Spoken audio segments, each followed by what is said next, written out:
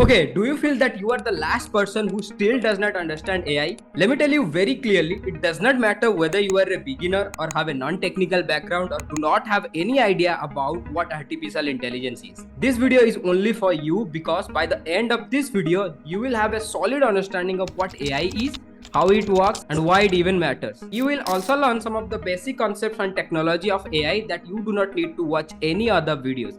I will make you understand all the concepts with easy explanations and examples. So if you are ready to finally understand the whole AI thing, make sure to hit the like button, subscribe to my channel and turn on the notification bell for all the future learning of AI. My mission is very clear: to help people like you to educate and prepare them for this AI revolution. So do not forget to subscribe. Let's get started. So before you understand what is artificial intelligence, let's start with a simple question: what is intelligence? So intelligence is the ability to acquire and apply knowledge and skills such as learning, reasoning, problem solving, creativity and communication. Now, what if we could make machines or computer programs that can also have intelligence? That is what artificial intelligence is all about. Basically, it is the ability of machines or computer programs to perform tasks that normally require human intelligence, such as understanding language, recognizing images, playing games, or making any decisions. But AI is not a single thing, it's a collection of different methods and techniques that can be applied to various problems and domains. Let me give you some example of real world AI application to make it more easy to understand. Let's take speech recognition, the ability to convert our spoken words into text or commands. For example, when you ask Siri or Alexa to play a song or set a reminder, they use speech recognition to understand what you said. Similarly, the computer vision, the ability to process and analyze visual information such as images or videos. For example, when you use face filter on Snapchat or Instagram, they use computer vision to detect your face and apply the effects. Same goes with also Apple Face ID unlock or driverless cars, etc. So all of these are the real world application of AI. As I already told you that artificial intelligence is not a single thing, it has a broader division. So think of AI is a field of study like physics, and machine learning is a subfield of AI like thermodynamics. Now comes deep learning, it also a subfield of machine learning. Then if we break down deep learning, then it consists of discriminative model and generative model. Now another popular term comes called LLM, large language model, which is also part of deep learning. Models like chatgpt or Google Gemini, these are the combined model of LLM and generative AI.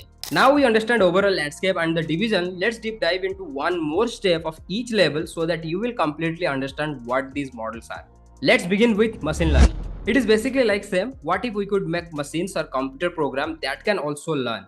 That is what machine learning is all about. Basically, it's the ability of machines or computer programs to learn data and improve their performance over time. And data is the most important part in all these models. So machine learning programs use data to train models or making predictions or decisions on unseen data. For example, imagine you have a lot of pictures of different animals and each picture has a name tag on it. Now a model can learn to tell the animals apart by looking at all these pictures. The computer learns what lions, tigers and elephants looks like, and then it can guess the right animal when you show it a new picture. Basically, there are two primary types of machine learning. One is supervised learning and another is unsupervised learning. Let's look into supervised learning first. So basically, supervised learning use label data, which means the data has some kind of answer or outcome attached to it. For example, imagine you work at a pizza place. You keep track of whether people pick up their pizza or get it delivered. You also notice how much tip they leave. Now a smart computer can look at all of your data, then it starts to learn patterns. Maybe people who get delivery usually a tip little more, or people with big orders often leave bigger tips. Now when a new order comes in, the computer can use what it learned to guess how much tip the person might leave. Let's talk about unsupervised learning. Unsupervised learning analyzes unlabeled data, which means the data has no answer or outcome attached to it. For example, imagine you have a bunch of friends and you want to sort them into groups. Some friends might have worked at their job for a long time and some might be newer. Some might earn more money and others might earn a little less. A smart computer can look at all of your friends and their jobs. It figures out patterns all by itself. Maybe it puts friends who have worked a long time in one group and newer friends in another. It might even see which friends earn similar amounts of money and put them in groups too.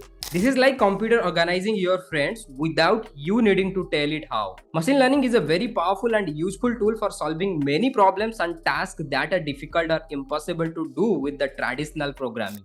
Now, what if we could make machine learning model that can handle complex and high dimensional data such as images, audio or text and learn from large amounts of data? This is what deep learning is all about. Deep learning is a specialized form of machine learning that uses artificial neural network exactly like we have neurons in our brain. It's like computer brain trying to learn the way we do. It uses a special network of connected parts, kinds of like the cells in our brain, to get smarter. Just like we learn by seeing and doing things over and over, deep learning computer practice by looking at lot of information. This helps them understand things like what makes a picture a cat, how to translate languages, or even how to drive a car. These neural networks involve multiple layers of nodes, each performing some computation and passing the result to the next layer. The input layer receives the data, the output layer produces the prediction or decision, and the hidden layer performs intermediate processing. Let's take an example, teaching a computer to recognize cat. Now you collect thousands of pictures of cat. Now you are providing all these data of images in input layers. Now what the hidden layers will do, each layer focuses on a different aspect of the image.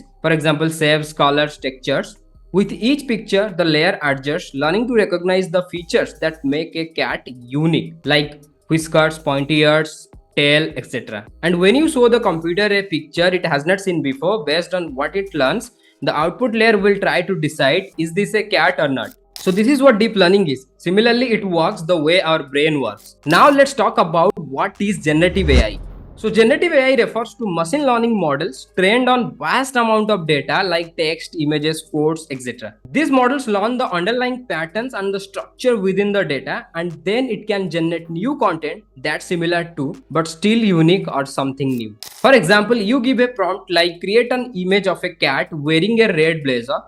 Now it has all the data of cats and blazers. It can combine this data and come up with all the variations. But it's not about combines the data only. It's a creative and innovative model also. Now we are seeing the tools like ChatGPT, Google Gemini, Midjourney, etc. are all trained on this model. Now let's talk about what is LLM, large language model.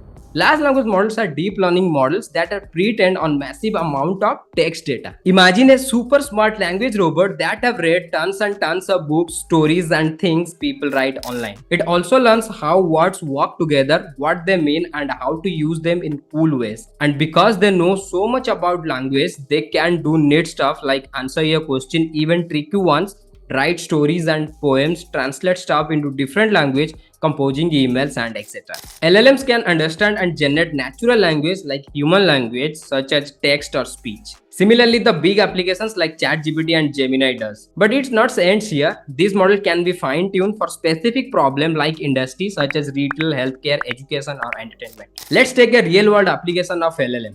For example, a hospital buy LLM from a big companies like Google, Meta, Amazon or OpenAI, and then it can be fine-tuned with its own medical data to help in diagnosis, x-ray or other medical tests. Basically, it's like a win-win situation for both big companies and mid and small companies. Big companies can invest millions of dollars to create this LLM and then they can sell it to the small companies or institutions like banking, retail, finance, etc. Because these companies do not have big budget on their own to create LLM. Now, if you want to learn more about AI, then you can check this video where I have already shared some of course to learn more about AI and prompt engineering. And also do not forget to like and subscribe as I'll come up with new videos that will also help you to be educated on this AI revolution. And if you have any questions, I'm happy to answer these in the comment section, and also any suggestions or recommendations about this video is acceptable. Thanks for watching and I'll see you in the next video.